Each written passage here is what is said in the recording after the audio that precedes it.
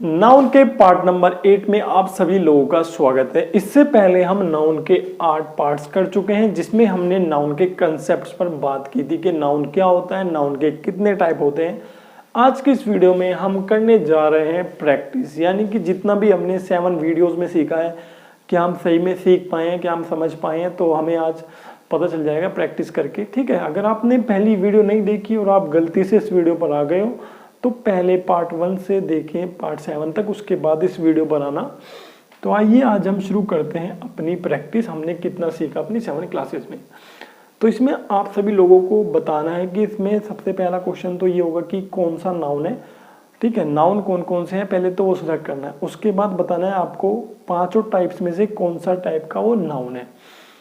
तो शुरू करते हैं अपना पहला। आप सभी लोग भी कमेंट करते रहना आपको कौन सा आंसर ठीक लग रहा है। ठीक है, जब भी क्लास में मज़ा आएगा आप लोगों को भी। ठीक है, जैसे कि पहला हमारा क्वेश्चन है, रीता हैज़ आ डॉल, यानी रीता के पास एक गुड़िया है, डॉल है। रीता यहाँ पे एक लड़की का नाम है, तो रीता हम यहाँ अंडरलाइन कर लेते हैं। Has a doll, a doll मतलब कि एक डॉल है। ठीक है भाई, अब बात करते हैं रीता कौन सा नाउन है। तो जैसा कि मैंने आप सभी लोगों को बताया था कि जो किसी एक पर्टिकुलर, ठीक है, थिंग, किसी पर्टिकुलर प्लेस या किसी पर्टिकुलर व्यक्ति या किसी पर्टिकुलर पर्सन का नाम हो, उसे हम बोलते हैं प्रॉपर नाउन। तो यहाँ पे रीता एक प्रॉपर लड़की का नाम है, एक प्रॉपर गर्ल का नाम है। तो यहाँ पे रीता हमारा हो गया प्रॉपर नाउन।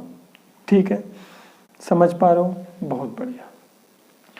इसके बाद हैज अ डॉल, उसके पास क्या है, डॉल है।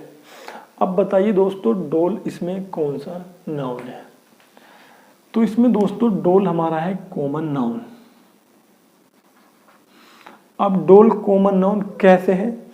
ठीक है, डॉल कॉमन नाउन इस प्रकार से है कि जो डॉल है, डॉल 1 है, 2 है, 3 है, 4 है, 5 है। आप ये बताओ, पूरी दुनिया में डॉल बहुत सारी है, अलग अलग प्रकार की डॉल है।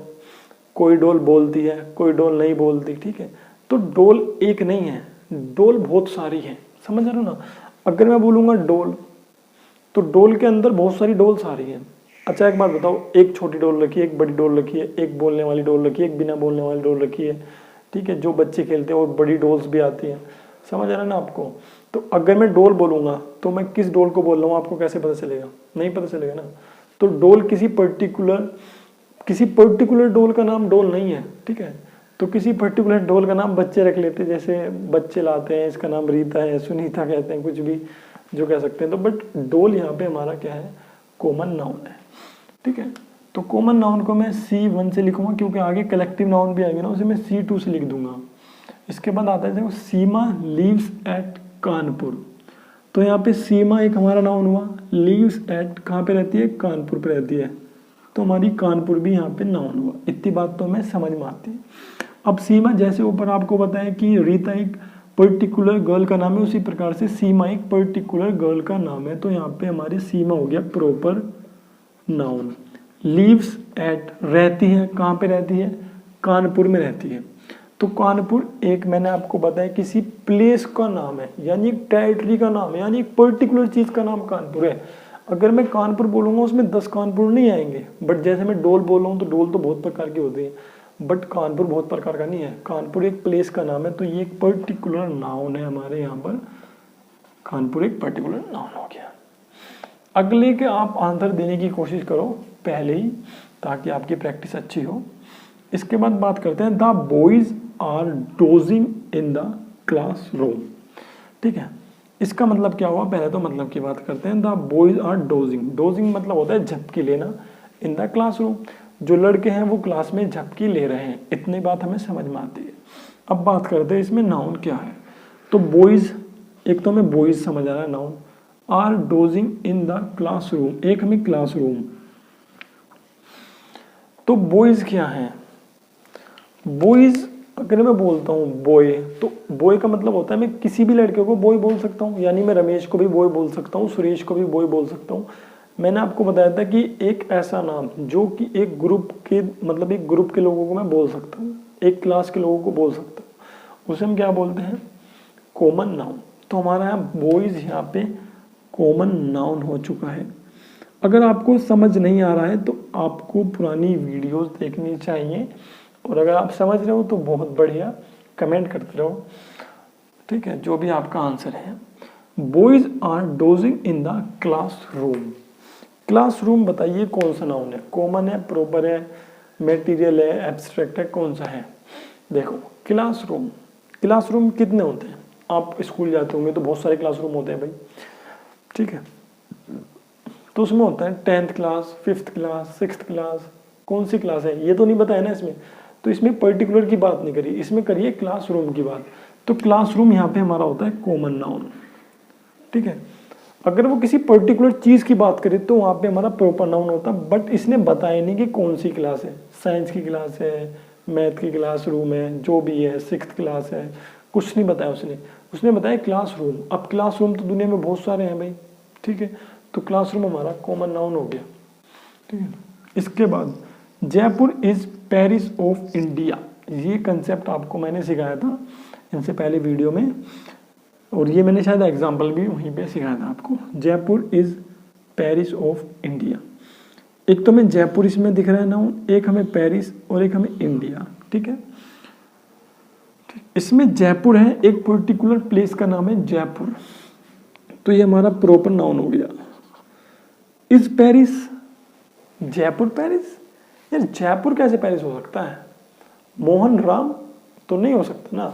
तो मैंने आपको क्या बताया था इनसे पहले वीडियोस में कि मैं जयपुर को कंपैरिजन कर रहा हूँ पेरिस के साथ, यानी कि Jaipur is Paris of India.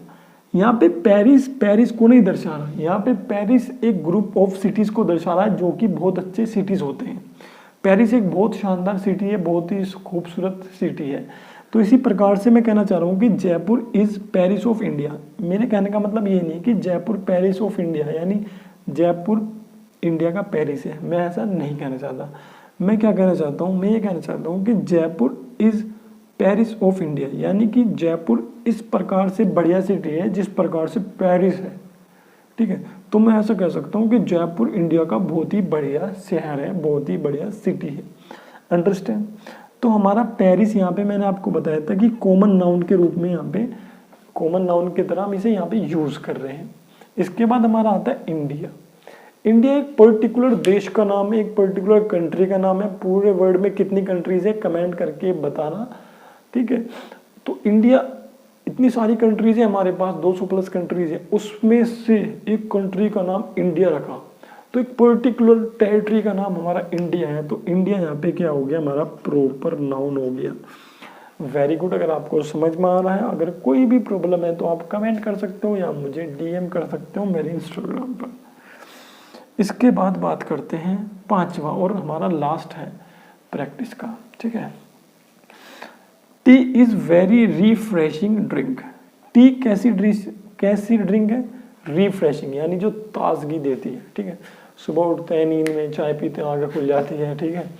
तो T is very refreshing drink. तो इसमें एक तो टी हमारा नाउन दिख रहा है, इज वेरी रिफ्रेशिंग और एक ड्रिंक, ठीक है। अब टी एक पर्टिकुलर ड्रिंक का नाम है, एक होता है टी, एक होता है कॉफी, एक होता है कोल्ड ड्रिंक, समझ आ रही ना बात। एक पर्टिकुलर जो कि गर्म चाय होती है ना, गर्म करके हम उसमें चाय की पत्ती दूध डालते हैं, तो जब हम ऐसा कोई भी पदार्थ बना लेते हैं ना, उसे हमने बोलते हैं टी, उस, ठीक है। ऐसे मिक्सचर को हम क्या बोलते हैं? चाय, यानी कि टी। तो एक पर्टिकुलर मिश्रण का नाम हमने क्या रखा हुआ है? टी। तो ये हमारा भैया प्रॉपर नाउन होगा यहाँ पे। इज वेरी रिफ्रेशिंग ड्रिंक, कैसी ड्रिंक है? रिफ्रेशिंग ड्रिंक है। अब ड्रिंक कौन सा नाउन होगा? ठीक है, ड्रिंक कितने प्रकार की हो सकती हैं? कोल्ड ड्रिंक, ठीक है, एक ये भी ड्रिंक है। चाय, टी भी एक प्रकार की ड्रिंक है, ठीक है। कोल्ड ड्रिंक हम बोलते हैं जो भी ठंडा हम पीते हैं। इसके बाद हम बात कर सकते हैं, कॉफ़ी भी ड्रिंक में आएगी, पानी भी हम ड्रिंक कर सकते हैं। तो ड्रिंक बहुत प्रकार की है, ठीक है। तो ड्रिंक्स हमारी कॉमन नाउन है। किसी भी सेंटेंस या किसी भी कंसेप्ट में आपको कोई भी परेशानी हो तो आप मुझे नीचे कमेंट कर सकते हैं और आप मुझे डीएम कर सकते हैं मेरे इंस्टाग्राम पर, ठीक है। और अगर आपको ये क्लास समझ नहीं आई तो आपको पहली सारी क्लासेस देखनी होगी, तो ये क्लास आपको बहुत ही शानदारी से समझ आएगी। और पढ़ाई का सबसे बेसिक चीज़ ये है कि रिवीजन मांगती है। अगर आप रिवीजन नहीं करोगे तो सब बेकार होता चला जाएगा, और अगर आप रिवीजन नहीं कर रहे इससे बढ़िया पढ़ो ही मत, क्योंकि अगर आप रिवीजन नहीं करोगे तो थोड़े दिन बाद वो चीज़ आप भूलते चले जाओगे। ठीक है, अगर आपको किसी भी प्रकार की परेशानी आई है इस क्लास में तो डरने वाली बात नहीं है, आप मुझे कमेंट कर सकते हो, मुझे डीएम कर सकते हो जिस कंसेप्ट में आपको कुछ परेशानी आई हो। और अगर आपने पहले सभी पार्ट्स देखे होंगे तो आपको बिल्कुल परेशानी नहीं आने वाली।